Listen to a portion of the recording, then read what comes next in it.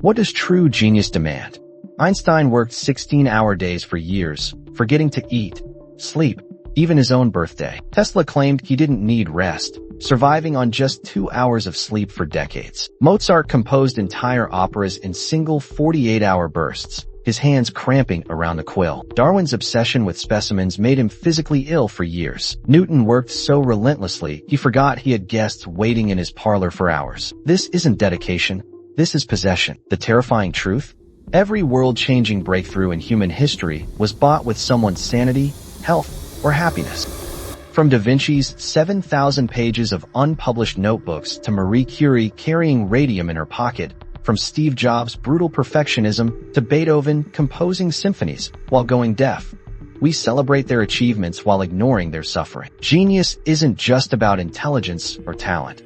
It's about an all-consuming fire that burns away everything else. The ability to focus so intensely that the rest of the world disappears. But this superpower comes with a terrible price: broken relationships, destroyed health, and often early graves. The question isn't whether genius requires obsession, but whether any sane person would willingly pay its cost. Consider the brutal math of genius.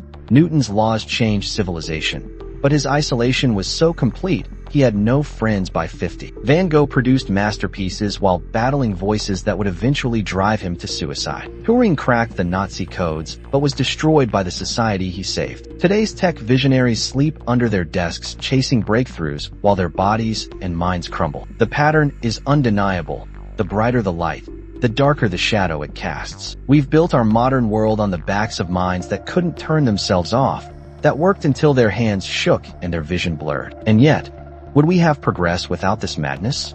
Would any rational person willingly endure what these visionaries endured? This is the paradox at the heart of human achievement. Look closer, and the pattern becomes chilling. Beethoven's greatest compositions came as his hearing disappeared. Dostoevsky wrote his masterpieces while battling epilepsy and gambling addiction. Marie Curie made her discoveries while secretly suffering radiation burns. Hemingway produced his cleanest prose while drowning in alcoholism. There's something disturbing about how often breakthrough and breakdown walk hand in hand. Modern neuroscience confirms this. The brain regions associated with creativity overlap with those involved in mental illness. The same hyperconnectivity that allows novel connections also breaks normal cognitive filters. These weren't just hard workers. They were minds fundamentally different at the biological level, capable of focusing beyond normal human limits, but paying the price in stability and health. Einstein confessed in his private letters that his work left him spiritually broken. Turing wrote heartbreaking notes about being a malfunctioning machine before eating the poisoned apple. Steve Jobs admitted on his deathbed that his relentless drive left him a stranger to my own children. These aren't just stories about success. They're Greek tragedies where the fatal flaw is the very thing that made them great. The cruelest joke? Society worships their achievements while rarely understanding their suffering. We name schools after these tortured souls while forcing new generations into the same meat grinder of achievement. Maybe we need to ask, is this really progress? Or are we just repeating ancient patterns of sacrifice on the altar of human advancement? The uncomfortable truth?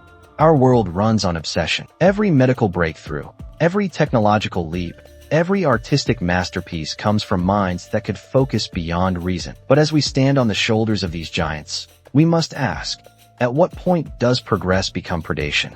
How many brilliant minds have we lost because we only valued their output, not their humanity? The line between genius and self-destruction isn't just thin, it's often invisible until it's too late. If this look inside the tortured minds of geniuses shocked you, smash that like button, because algorithms don't care about brilliance, but your engagement keeps this channel alive.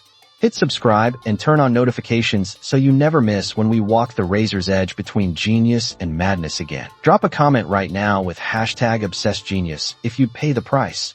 And for those who dare to go deeper into psychology's darkest corners, check out this video next. But only if you're ready to question everything you know about greatness. Stay curious, but maybe not too curious. See you in the next one.